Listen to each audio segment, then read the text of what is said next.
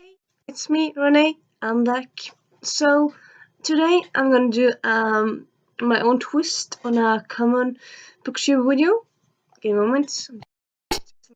But yeah, I'm gonna do my own twist on a common bookshare video. So it's very normal for people to do at least one bookshelf tour. Some people do like updated ones, but it's at least normal to do one.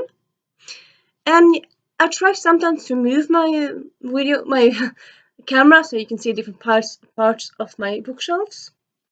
But I still kind of wanted to do a bookshelf tour. Yeah. So story time. I tried to film it actually twice. The first time it was just bad.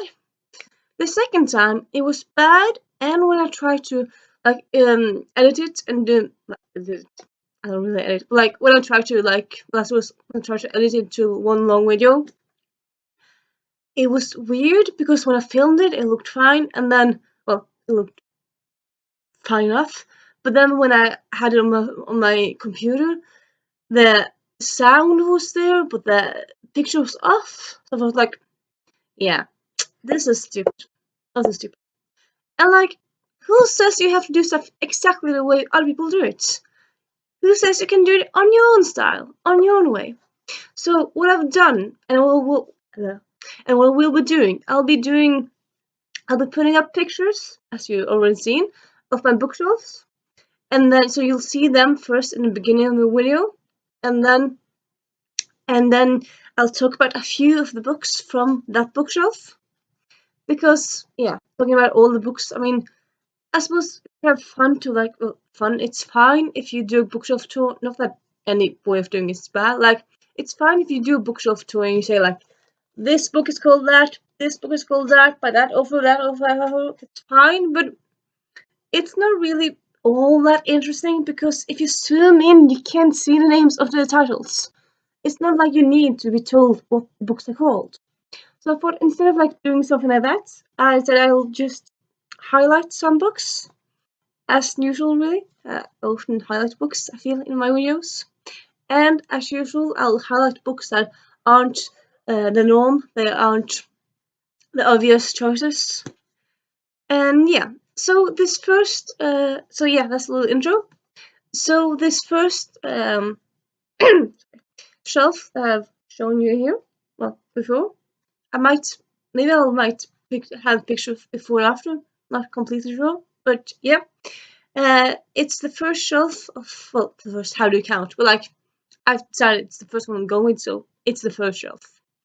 And yeah, what is on the shelf? Yeah, it's a bit of everything really, but it's kind of my fantasy shelf in the way that it's fantasy, and it's urban fantasy, and it's not retellings, and it's series, and it's not retellings, and then you have some historicals as well. Well, actually, you have kind of yeah, you have some. This shelf is just kind of a mix. I mean, you'd think that me being a book lover, I would have a system. Then again, if you're paying attention, maybe you haven't, but just spoiler alert, letting you know now, I don't have system. I don't have organizing in like my stuff. I just it's all chaos really. Like some actually. This one is actually kind of systematic. Most of these are steampunks. But other than that one shelf, it's very unsystematic. I start to have system and then system just kind of crumbles down and yeah. But I suppose now the system kind of is like dark books because all the books in that shelf are dark. So yeah. And yeah, let's talk about the books. Well, some of the books. So first we have Legacy. I'm going to be talking about two books, like well, one series and one book. So this is Legacy by well, it's the back, isn't it? To the what's this called? The spine, isn't it? Well, I suppose it could be. It's Legacy by Kayla Clover. It's actually kind of it's one of those weird stories where it's not fantasy, but in a way that it includes magic and stuff like that.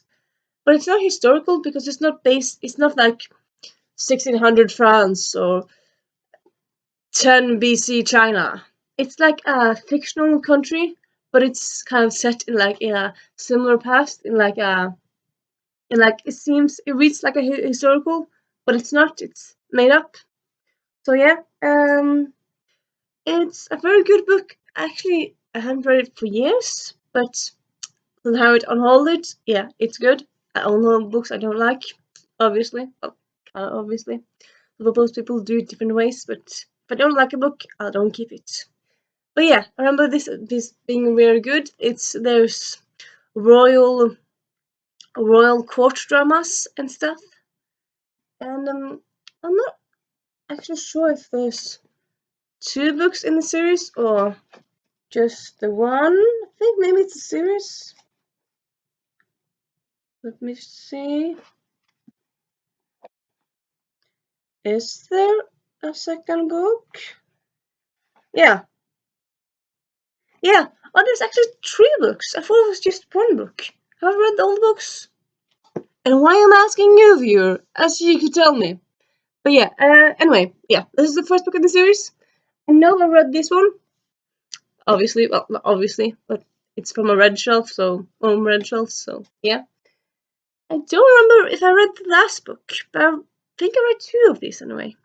But yeah, let's move on. Well, sorry, camera. And then I'm gonna highlight the books I actually talked about before. I don't think I talked about that one before at all. But yeah, these are the two books, actually two of the books in the At Summerton series. So you have you have Secrets and Sapphires and Diamonds and Deceits. These books came out like 7 years ago. It's YA Downton Abbey because it's all the characters are teens, but it's set around the First World War. It's set around the high society and their servants. So yeah, if you really like Downton Abbey, check this series out. So yeah, first and second book. It's a trilogy. Why don't I have the last book? Because I can never find it anywhere. It's so annoying. None of the bookstores have it. It's quite annoying. Not even Amazon or any of the bookstores really. It's quite annoying. But yeah, there you have it. And no, I haven't found it on audiobook, as I've had a lot of other books. So yeah, this series I think I just read both books once, but I do really enjoy them. Probably might do a reread of them. But yeah, I really enjoy them and I really want the third book! It's just out there on the ether, just existing, not in my hands! It's sad. Quite sad. Yeah, so that's that. So that's three books from like from the first part of the shelf, because the shelf is double stacked, as you might have seen. There will be two photos in this video, so yeah, it'll be double stacked. So from sorry, so from the like second part, like the part that's closest to us, that the part that you can see, words describing stuff. You would think I was better with words, wouldn't you? Am I that good with words? I suppose I'm not awful, but yeah. And then we have two books in the Sally Lockhart series. So these are actually the last two.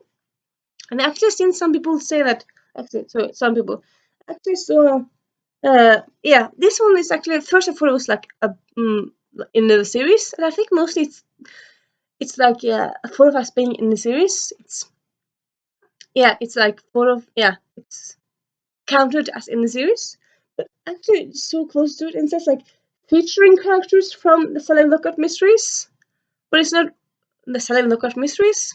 But I suppose it's kind of logical because this is kind of more, I suppose it's kind of more a companion book in a way. So this is the third book, this is the fourth book. This one takes place years after the other books, and with many other characters, but they have some of the same characters. So this one I would say it's quite different in a way than the others. And yeah, it's actually by Phil Pullman, as you might see. He's most known. He's most known for the Dark Artifices. No, the Dark. What's the series called? It's not the Dark Artifices. Yeah, Dark Artifices. The Golden Compass and all those books. But he also wrote these books. This book series. It's historical. It's mystery. And it's YA, and it's really good. It's really good stories. Highly enjoy them. Two of this, two of the books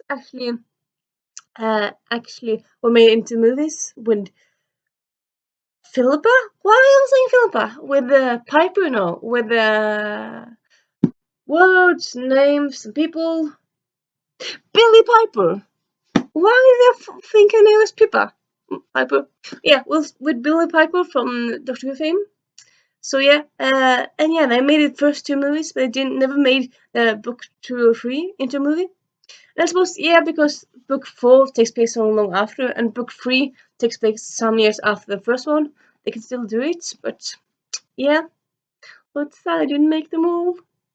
But yeah, and that's that really. And yeah, if you're looking for a mystery series you want to check out, if you're looking for a mystery series set in 1800s, 1700s, no, 1800s, I think, yeah. Check it out. It's very entertaining, very good. And yeah, that's enough. That's really been that for this first part of my unorthodox bookshelf tour. And yeah, I'll see you in the next part. Oh yeah, and I'm thinking I'll probably do like post one of these every week for some time. And yeah, for a long time I've been thinking like something. I'm thinking like, okay, which video am I gonna do now? And I'm thinking, I don't know. And I don't remember after I filmed something like, oh yeah, the bookshelf tour. So now I'm finally starting it. The bookshelf tour. But yeah, this is me saying Renee out.